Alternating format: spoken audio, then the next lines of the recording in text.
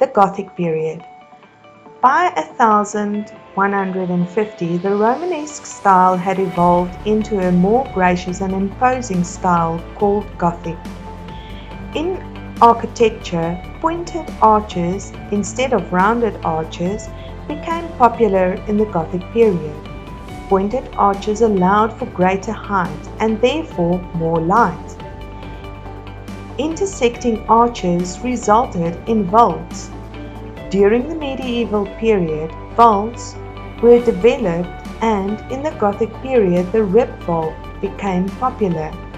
Flying buttresses formed permanent scaffolding and allowed for more windows to be included and higher walls. The flying buttress is one of the key design innovations in Gothic cathedrals. It was built about the sides and east end of cathedrals and helped distribute the weight away from the cathedral walls. In this way, flying buttresses made it possible to move away from solid load-bearing walls. This was a great development in architecture. This meant that an additional row of windows would be added in the clerestory and that more light could enter the cathedral. The redistribution also meant that cathedrals could be built taller and taller. Windows were often used as glass canvases to tell stories and instruct. A very specific window used in Gothic cathedrals is called the rose window. This was a highly aesthetic piece within the building. During the Gothic period, archways were always pointed, which allowed the builders to make more space for windows. And in these windows, they made use of tracery, which was also a decorative element. In the Cathedral of Amiens, the facade is by far richer and more intricate in terms of its surface decoration than its predecessors. The cathedral is covered with a network of emphasizing columns, arches, pinnacles, rosettes, and other decorative stonework that screens and nearly dissolves the structure's solid core. Despite its decorative intricacy, the facade retains its monumental grandeur. A buttress is a projecting support built against a wall to give additional strength, usually to counteract the lateral thrust of an arch or a vault. A flying buttress is the thrust of a vault or roof from the upper part of the wall to an outer support. Viewed from below, the vaults of the choir seem like a canopy. The light flooding in from the clerestory imparts even more lift and at the same time blurs the structural outlines. Due to the new methods invented, such as the flying buttress, builders can now build higher buildings, creating more space for windows, and thus the age of stained glass windows began. Gothic architecture is often called flamboyant because of the flame-like look of its pointed tracery. St. Maclau's Church was designed by Jacques-Eugène Barthélemy. Tracery is the winding decoration applied to the exterior of the cathedral. This style reached maturity towards the end of the 15th century. St. Maclau is 180 feet long and 75 feet high, much smaller than the cathedrals during the High Gothic period. The facade contains 5 portals, of which 2 are blind, in other words, only for decoration, as they don't lead anywhere or serve any functional purpose. These are crowned by 5 gables, pierced through and filled with sinuous, winding or curving, flamboyant tracery. The overlapping of all the features confuses the structural lines and produces a bewildering and maze-like complexity of views. How does Gothic architecture benefit society? The flying buttress made it possible to now build higher buildings, create more space for windows, and started the age of stained glass windows. They made use of intersecting arches, pointed arches, and rose windows. Tracery was a new aesthetic development, and pointed tracery was the extension of it. All of a sudden, there was a huge focus on aesthetics and functionality within a design. The Renaissance period in Europe represented a change of views, beliefs, and mindsets. From Florence, the heart of the Renaissance changed and developed. There was a big focus on humanism, and the rational mind spread throughout Europe and beyond. The feudal or out-of-date system, which represented the political and social ruling system of the medieval period, became unstable as many wealthy landowners lost everything during the Crusades. Mercantile towns, which refers to the production methods and processes facilitated by machines, were established along the coast and ports expanded. With the rise of trade, new opportunities formed in towns and cities. Trading families became enormously wealthy and increased trade, enabling later voyages to new worlds. Just as trade and the collapse of the feudal system changed, the physical situation of individuals also changed. The development of the printing press changed what they knew and believed at the time. The printing press eliminated the expensive process of book production by hand, and as a result, books and pamphlets became available to the wider public. Knowledge became accessible, literacy levels increased, and anything was possible.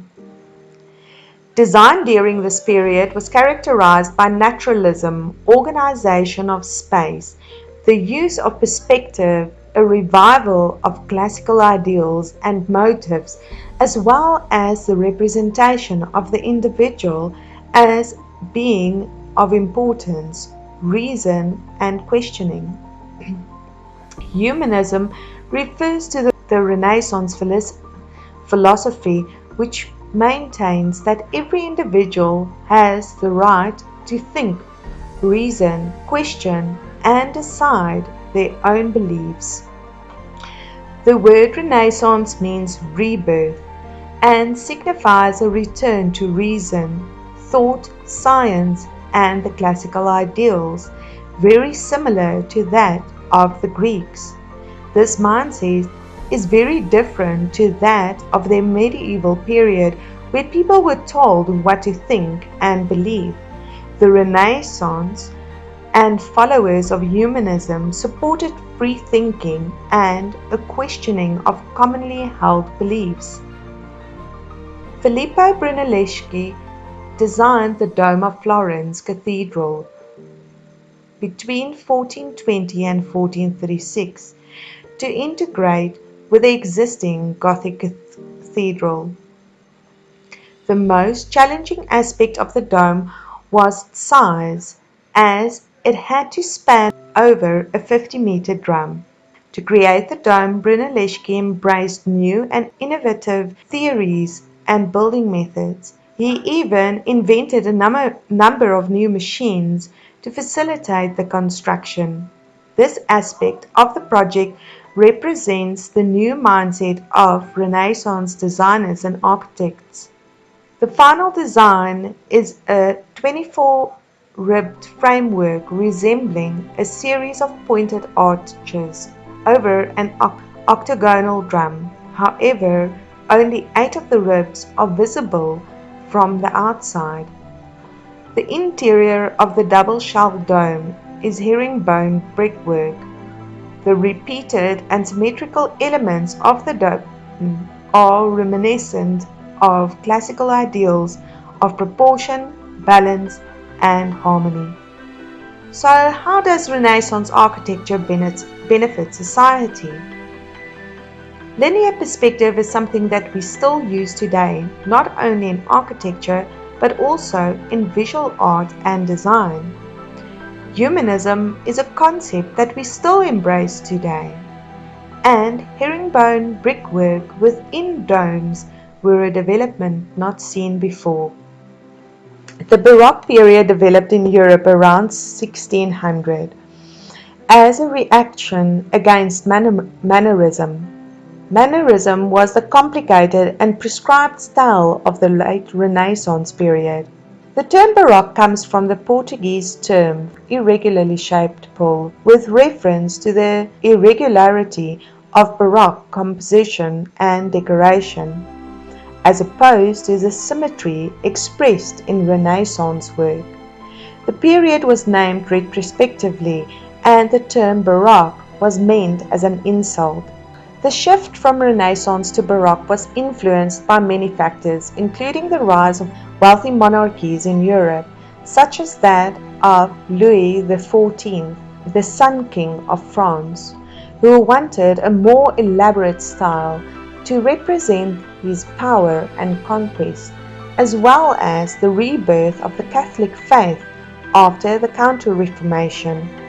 Baroque art and design can often be experienced by more than just sight, as the viewer is awed by size, materials, persuasive nature, interactive elements, or theatrical spectacles. The resulting style can be described as dynamic, elaborate, emotional, dramatic, and evocative, and often manipulates space, volume, and light.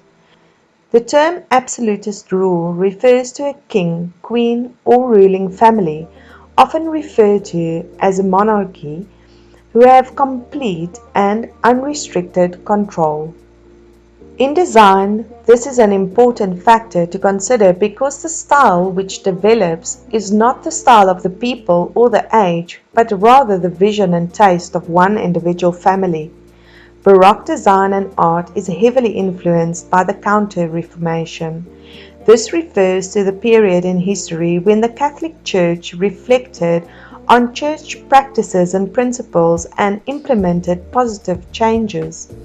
The Church used Baroque art and design to reach out to people and promote a rebirth of faith. Baroque design also appealed to the wealthy, referring to nobility or a system of government where nobility ruled or high social standing, who were drawn to the style's drama, scale, and ability to impress. The Baroque design is characterized by a rebellion against the order and restraint of the Renaissance period. Examples of Baroque design have dynamic compositions, a sense of drama, and interplay between light and shadows. Many designs refer to religious content. There was a move away from the pure Renaissance focus on logic and reason. Baroque architecture uses light to create a sense of wonder and movement. In St. Peter's Basilica, in the Vatican City, a district in Rome, began by Pope Julius II in 1506, was completed in 1615 under Paul V. It is designed as a three-aisled Latin cross with a dome at the crossing, directly above the high altar which covered the shrine of St. Peter and St. Peter the Apostle. St. Peter's Basilica, the world's largest church, is a center of Christianity. The imposing structure was built over a span of more than 100 years by the greatest Italian architects of the era. The church is built on Vatican Hill across the Tiber River from the historic center of Rome. The location is highly symbolic. This was the site where St. Peter, the chief apostle, died a martyr and where he was buried in 64 AD. St. Peter is considered the first pope, so it made perfect sense for the papacy to build the principal shrine of the Catholic Church here. The largest church in the world, it has a 211.5 meter long nave. The basilica's dome is one of the world's largest, measuring 42 meters in diameter and reaching 132.5 meters high. 5 entrances lead to the narthex, the lobby area of the church. 5 doors lead from the narthex to the nave of the basilica. The central bronze door was created in the 15th century by the Florentine sculptor and architect Filaret for the old basilica. The door on the right is the Porta Santa, the holy door, which is only opened once every 25 years. Once inside the nave, the enormous size of the church becomes apparent. The basilica has a surface area of 15,160 square meters, enough space to accommodate 60,000 visitors. It is covered by a coffered barrel vault ceiling and a huge central dome.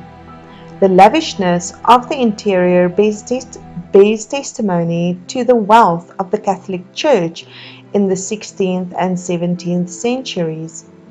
It is decorated with large monuments. One of the main creations invariably draws the immediate attention of the visitors. The enormous 26-meter high bronze baldachin over the papal altar. The Baroque masterpiece is crafted from bronze that was taken from the ceiling and pediment of the Pantheon. The design of the spiraling columns was inspired by marble columns that originally adorned the crypt of the old basilica. The confessio is located right below the majestic dome. Look up and you'll see the impressive colorful vaulting with 16 ribs that are supported by 4 massive pillars. The triangular spaces where the pillars meet the dome are decorated with mosaics depicting the evangelists. Light enters through the lantern and the 16 large windows below the cornice. Huge niches in the pillars hold 5-meter tall statues of the saints Andrew, Veronica, Helena, and Longinus. The latter was created by Bernini, the others by students and assistants of the master. They stand on pedestals that are almost as tall as the statue that are placed on them. Above the niches are loggias that hold the relics associated with the 4 saints. The apse of the basilica is decorated with a bombastic Baroque work that integrates the cathedra pedri, the supposed chair of St. Peter. The chair is encapsulated in a bronze throne with reliefs that is supported by 4 church fathers. Above the throne is a large oval window surrounded by numerous angels. How does Baroque architecture benefit society? They created more elaborate styles with regards to aesthetics. There was a rise of wealthy monarchies in Europe. They designed for the wealthy, and there was an interplay between light and shadows. The narthex, or the lobby area of churches and basilicas, were also a new architectural development. Neoclassical period. The neoclassical style was a reaction to the dramatic, emotional, and decorative styles of the Baroque and Rococo periods. A new style was required to support the growing interest in knowledge, circularity, and the focus on reason as a result of the Enlightenment movement. The need for a new style coincided with archaeological excavations in Italy and renewed interest in the classical world and ideals. Antiquity offered a quiet, serious style as well as a link back to an age of reason. The Age of Enlightenment coincides with a substantial part of the neoclassical period. Great thinkers, scientists, and mathematicians focused on the development of new knowledge to reform society and to challenge absolutist rule. Contributors included the philosophers John Locke, Voltaire, and Pierre Bayle, and the physicist Isaac Newton. Reason became the most important guide in belief, morality, and society. The impact of the Enlightenment era was great. The writings and the ideas of the Enlightenment thinkers will be used to challenge monarchies. During this time, the writings and ideas of the Enlightenment thinkers were used to challenge monarchies. Revolutions ensued throughout the 1700s and 1800s based around Enlightenment thought.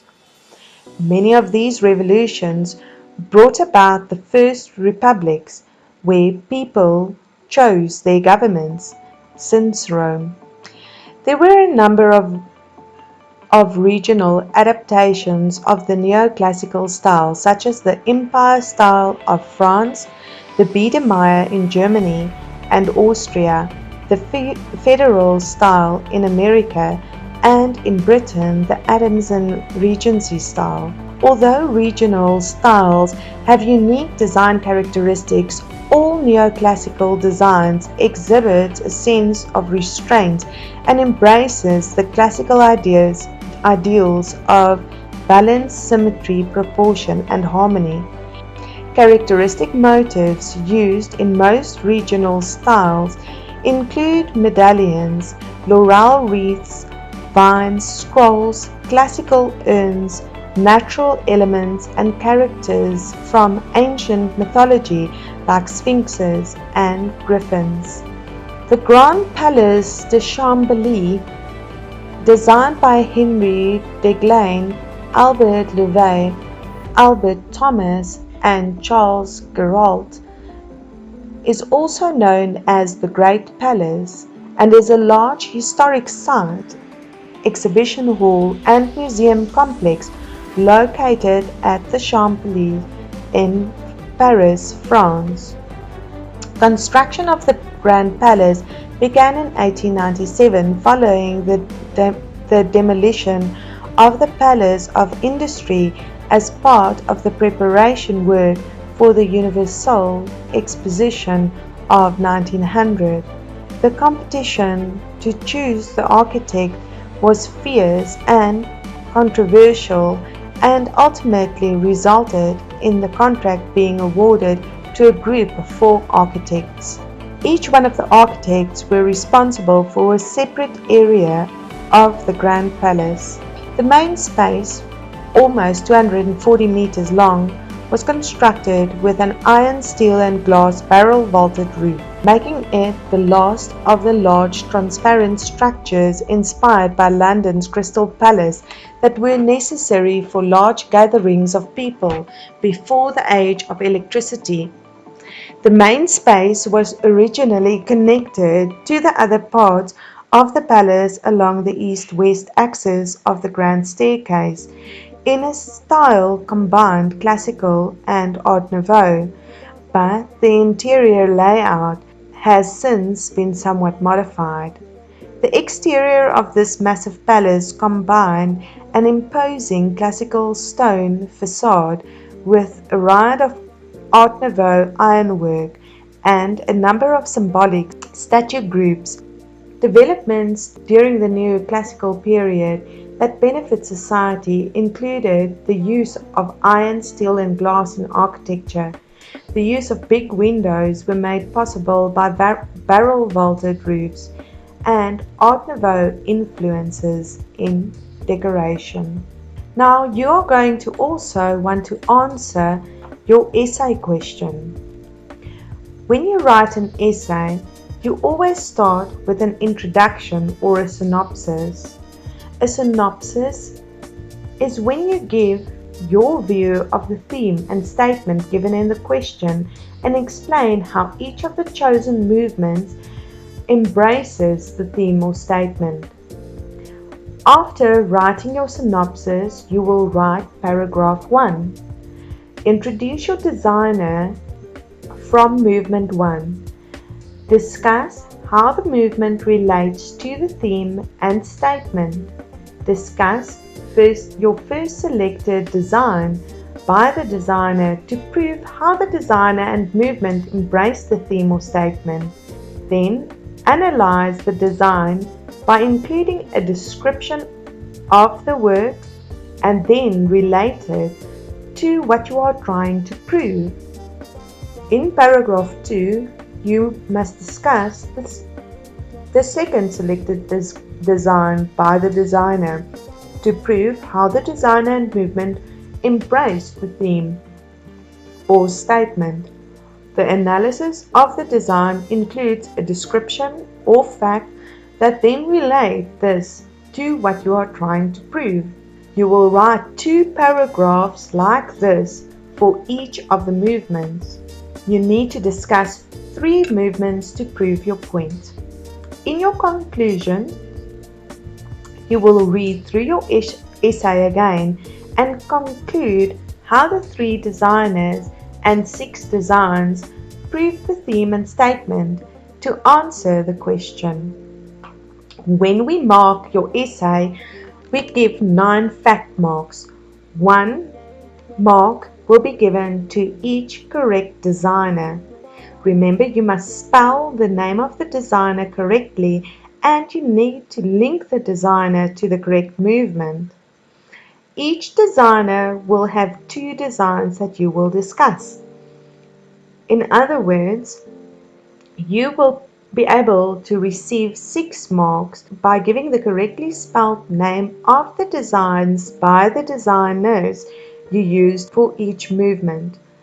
This is how you can get all 9 fact marks. Analysis marks are divided into the 3 movements. You can get 3 analysis marks per movement. 2 marks are given for the first design and 1 mark for the second design. This must relate to the theme, statement, and question. This can also not just be a point-by-point analysis of a design explaining the line, shape, and depth. You need to explain how those elements and how the characteristics of the movement were used within a design and how that proves the point that you are trying to make. Context marks are given in all 3 movements. Movement 1 has 3 context marks allocated to it, whereas the other 2 movements have 2 marks each allocated to each movement. Context marks are granted for discussions around the historical time and the developments made throughout that period, as well as characteristics of the movement. You need to also make use of design terminology. Each movement is allocated 1 terminology mark. When you mention an interesting design term, put the definition of the term in brackets next to the word, and this is how you will get the terminology marks. Structure marks are also given for your essay. 1 mark will be given for a well-written introduction and conclusion that answers the theme, statement, and question. The second mark will be given for the length of the essay. Your essay must always be 3.5 to 4 pages.